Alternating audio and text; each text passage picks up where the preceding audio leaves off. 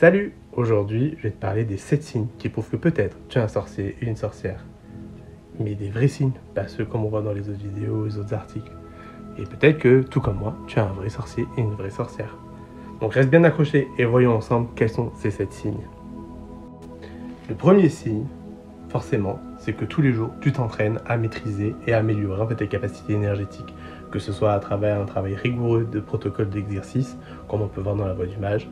En fait, tu fais des visualisations, tu fais du contrôle énergétique, de la manipulation d'énergie, tu apprends justement à projeter, tu fais des cônes de pouvoir, etc. De la respiration et autres, bref, il y a tout un panel d'exercices. Si tu fais ça quotidiennement et que tu t'entraînes à repérer les différentes charges, comment les envoyer, comment les reconnaître, etc. et que tu passes plusieurs heures là-dessus, déjà c'est un bon signe. Le deuxième signe, forcément, c'est que tu étudies pas mal de livres ésotériques, occultes et énergétiques ou spirituels. En fait, tu varies un peu tes lectures, tu recherches les meilleures informations, que ce soit à travers les traditions, dans les recherches qui sont les plus récentes. Tu essayes de voir en fait quels sont les textes les plus justes et non pas en fait te baser juste sur des livres commerciaux avec 3 recettes à l'intérieur. Ça, si tu fais ça, c'est un autre bon signe pour toi. Troisième signe, le moins évident, mais pourtant un des plus importants, tu remets en cause en fait et tu remets en question toutes les croyances, que ce soit les tiennes, comme les miennes, comme celles des autres, mais surtout les tiennes. Et tu évites en fait justement de croire tout et n'importe quoi. Tu testes les outils, tu testes les techniques, les préceptes, en fait avant que ça devienne des vérités pour toi.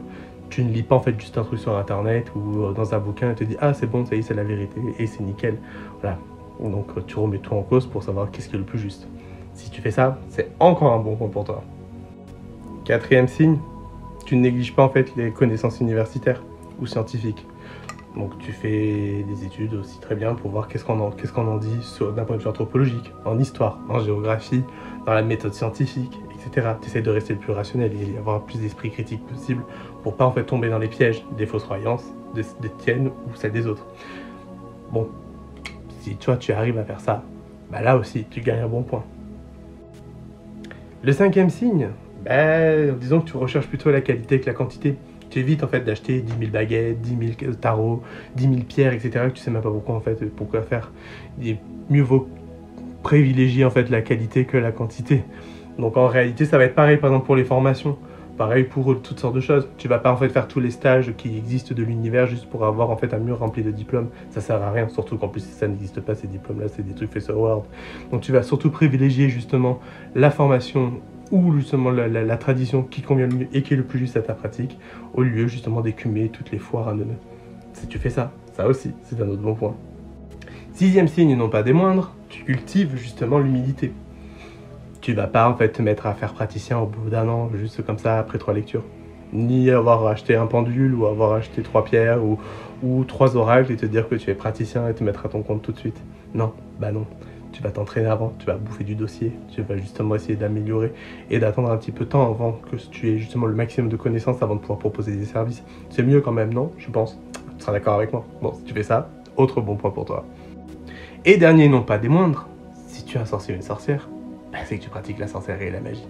Si tu pratiques pas la sorcellerie et la magie, t'es pas un sorcier ou t'es pas une sorcière. On verrait pas de chirurgien en fait qui ne fait pas de chirurgie, ou qui n'a pas été diplômé, qui n'a pas été entraîné, etc. Bon, voilà, c'est pareil. Si tu as pas tout ça, tu peux pas te dire sorcier ou sorcière ou mage ou ce que tu veux. C'est comme ça, c'est un tout. C'est pas parce que tu acceptes et que tu aimes la philosophie justement ou la communauté qui en est dégagée que tu peux employer ce terme-là si tu n'as pas les fondations qui sont solides et validées pour ça. C'est pareil pour tout le monde. Donc si toi aussi, tu as tout ce parcours-là et que tu peux justement te dire oui, c'est vrai, je suis, et pas juste avoir, tant mieux, alors c'est un autre bon point. Voilà pour ces 7 points. Bon, j'espère en fait que ces 7 signes, et les vrais cette fois-ci, vont pouvoir justement t'éclairer sur ta pratique et toi-même, et surtout aussi sur celle des autres, pour éviter en fait de tomber un peu dans tout et n'importe quoi. Et si tu as des questions ou des commentaires, n'hésite pas à me les poser, j'y répondrai volontiers, et surtout partage la vidéo pour éviter en fait que toutes ces vidéos de merde, excuse-moi le terme, puissent justement arrêter de circuler partout. Allez, ciao, à bientôt.